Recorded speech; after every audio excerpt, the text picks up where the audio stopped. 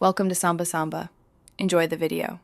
You'll begin by protecting data, export mailboxes, or run Time Machine now.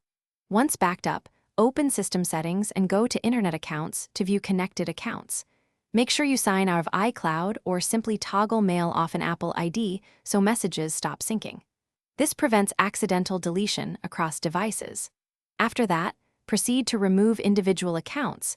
You'll see why removing accounts first avoids orphaned messages in Mail's local store.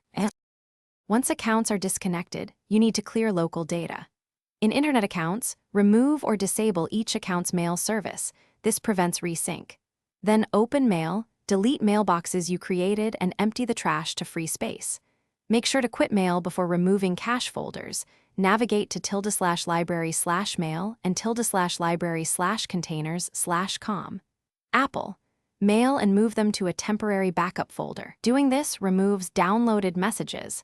Make sure backups exist so you can restore if needed. Complete the process by restarting your Mac and opening Mail to verify accounts and messages are gone. If Mail still prompts for accounts, check Keychain Access and delete saved Mail credentials. You can also re-enable iCloud Mail briefly to confirm sync settings, then disable it cleanly.